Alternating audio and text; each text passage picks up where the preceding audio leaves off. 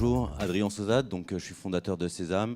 On travaille on a lancé Sésame fin 2015. On travaille donc sur des usages de la blockchain, notamment la création d'assets ou d'actifs. Enfin, c'est une nouvelle classe d'actifs qu'on est en train de créer, mais on va vous l'expliquer. On intervient aussi dans différentes grandes écoles, au CNRS à Bordeaux la semaine prochaine, et dans des grandes entreprises pour expliquer ce qu'est la blockchain et à quoi ça sert. Voilà. Alors, quand on a préparé ensemble cet événement, on a d'abord commencé par dire que la blockchain, c'est avant tout une innovation technologique. Et ces innovations technologiques dessinent des évolutions sociétales. Qu'est-ce que tu peux nous en dire concernant les comportements ?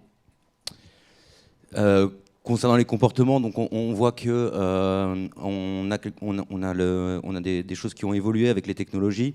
On a vu le web arriver. En 2000, un adolescent dans sa chambre pouvait créer un site internet, avoir des millions de visiteurs sur son site internet.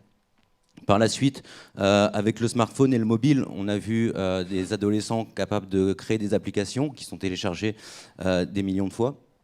Et ce qu'on va découvrir, c'est des adolescents qui seront capables de créer des applications financières. Je vais vous donner un exemple. Il y a 2 ans, lors d'un meet-up, donc un start-up meet-up où on se rencontrait dans une école d'ingénieurs, il y avait 2 amis qui avaient créé une société, enfin un service pour faire de l'option binaire sur les valeurs des crypto-devises. Ils ne savaient même pas ce que c'était qu'une option binaire. Voilà. On ne fera pas d'enquête dans l'audience. Ok. Alors, on va essayer de définir ce qu'est la blockchain, parce qu'on a bien vu dans les interventions précédentes qu'il y a une très très forte attente à ce niveau-là. On a repris ici 4 adjectifs qui reviennent le plus souvent dans la presse, dans les médias, pour définir la blockchain. Alors, j'aimerais bien avoir ton avis. D'abord, est-ce que tu confirmes la pertinence de ces 4 adjectifs? Et puis, quelle est la propre définition la plus vulgarisatrice possible que tu peux nous proposer pour comprendre ce qu'est la blockchain? Donc effectivement, c'est complètement vrai, seulement c'est trop utilisé, et effectivement c'est un peu dans les introductions de tous les articles de presse, mais quand on a lu ça, on n'a à peu près rien compris.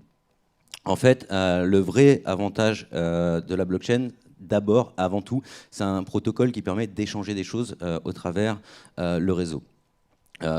Pour donner une compréhension plus simple, Internet est un formidable outil de diffusion. Et si je vous donne un fichier, vous avez le fichier, j'ai le fichier, et je diffuse ce fichier. Je ne le donne pas. Lorsque on fait une transaction sur la blockchain, quand je vous donne, alors c'est des nouvelles classes d'actifs, ça peut être des crypto-devises, ça peut être un jeton pour un droit d'accès, mais quand je vous le donne, vous l'avez et moi j'ai plus l'accès.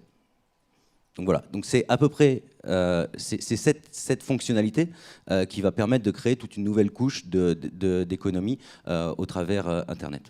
Donc c'est un transfert de propriété. Ce transfert de propriété. D'accord. Alors par construction, après on va pouvoir faire d'autres choses, mais la première fonction, c'est vraiment le transfert de propriété. Et pour rebondir sur la définition qu'en rappelait Vincent Lelong tout à l'heure, entre Internet qui transfère l'information et la blockchain qui transfère la valeur. La valeur. Donc à l'époque, avant de parler blockchain, on a beaucoup aussi parlé de Bitcoin, puisque c'est à l'origine de la technologie. Et on avait tendance à dire que c'est pas la monnaie pour Internet, mais c'est plutôt l'Internet des monnaies. C'est-à-dire que c'est un protocole qui va permettre justement d'échanger tout un ensemble de choses, que ce soit de la monnaie ou des droits ou autre. Alors, sortons des principes et prenons un cas concret. On est donc dans l'assurance. Prenons un exemple pour essayer de concrétiser ce que l'on pourrait faire en matière de cas d'usage de la blockchain appliquée à l'assurance. Alors déjà, avant tout, pour comprendre un smart contract, il faut bien comprendre que c'est ce qu'on appelle une transaction complexe. Contrairement à des euros ou à des dollars, là on a des actifs qui sont programmables. On appelle ça de la monnaie ou pas. C'est pas forcément de la monnaie, ça n'a pas tous les qualificatifs d'une monnaie issue par un État. Cependant, on a des actifs qui sont programmables, et donc je peux les envoyer et avec des conditions temporelles, par exemple, ou avec des conditions d'un événement qui va se réaliser ou pas. Un événement qui va se réaliser ou pas, assurance. Donc, par exemple, ici, sur une livraison, on peut imaginer que Alice envoie un paiement à Paul pour recevoir un colis. Seulement, elle n'a pas confiance en Paul et elle ne connaît pas Paul. Qu'est-ce qu'elle va faire? Elle va le bloquer dans un séquestre. Et donc, l'argent va être envoyé, il va être programmé et donc il va être bloqué de façon programmée, pardon. Et au moment où elle va recevoir son colis, elle va signer son bon de livraison, donc qui va débloquer automatiquement le séquestre et qui va payer automatiquement Paul. Voilà. Donc ça fait office de tiers de confiance dématérialisé. Voilà, dématérialisé et programmé. Et programmé. D'accord. Maintenant, je comprends mieux pourquoi j'avais lu que par le niveau de confiance qu'assure la blockchain, il y avait une baisse du risque de contrepartie et donc un besoin moindre de mobiliser des capitaux propres appliqués à l'assurance. D'accord. Quel autre type d'exemple on peut citer pour utiliser la blockchain dans l'assurance ? Alors, en fait, donc, comme je le disais tout à l'heure, la première fonctionnalité, c'est vraiment le transfert d'actifs. Et effectivement, dans l'assurance, vous avez sûrement vu hier ou avant-hier le lancement de Limonade, donc avec des paiements automatiques du sinistre. C'est-à-dire dès que vous déclarez votre sinistre, vous êtes indemnisé de façon automatique. Alors, ils n'utilisent pas une blockchain, mais on voit qu'il y a un certain nombre de choses qui sont en train d'arriver dans l'indemnisation des sinistres de façon automatisée et immédiate. Donc là, pour ce qui est de l'assurance peer-to-peer, dans le monde de la blockchain, aujourd'hui, ce qu'on voit qui commence à se construire, ça ressemble plus à des tontines qu'à des assurances, mais on commence à voir des smart contracts de tontines. Donc en fait, vous avez des gens qui bloquent de l'argent dans un séquestre, pareil, qu'ils ont programmé.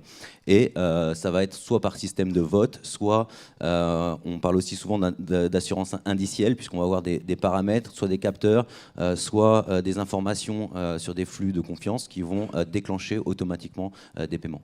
Alors, un exemple d'assurance indicielle, hein, je suis un agriculteur, je me suis donc prémuni du risque d'absence de pluie sur mes cultures pendant une certaine durée. Lorsque Météo France, par exemple, confirme, et la blockchain peut disposer de cette information réputée fiable, de l'absence de pluie pendant la dite durée sur ma culture, alors automatiquement, je suis indemnisé, c'est ça ? Tout à fait. Alors, ça peut être ça, ça peut être couplé à des capteurs, ça peut être différents flux d'informations qui sont ajoutés avec la météo couplée à des capteurs pour être sûr que tout ça s'est bien passé.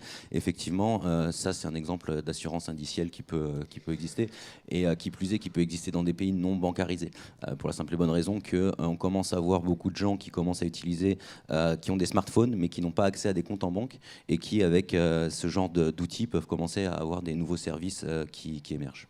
Alors, dans l'exemple qu'on a vu juste avant, hein, ça illustrait quelque part le transfert d'actifs et l'assurance peer-to-peer, naturellement. On a bien compris, je pense, en tout cas j'espère, l'utilisation en tant que registre, puisqu'en fait, chaque transaction qui est enregistrée dans la blockchain, certes, n'est pas modifiable, mais surtout, elle est horodatée. Donc, on peut y revenir et avoir la traçabilité a posteriori. Lutte contre la fraude, qui est un sujet, s'il en est de première importance aujourd'hui chez les assureurs pour améliorer les résultats. Alors, en fait, pour parler de la lutte contre la fraude, je vais revenir sur le registre.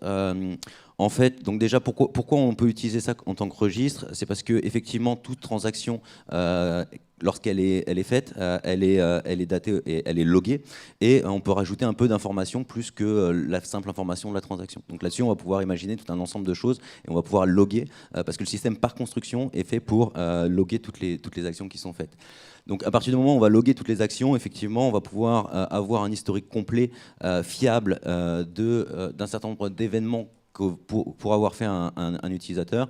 Et effectivement, on pourra à tout moment retracer un historique.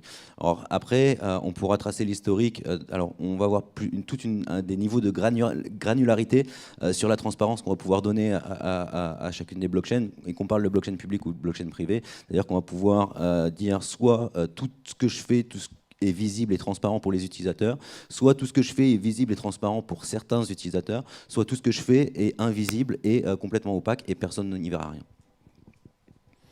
Alors, on le disait tout à l'heure hein, dans le tour de table, la blockchain est aujourd'hui un sujet de R&D, de recherche et développement. Ça veut dire que par construction, il y a des limites.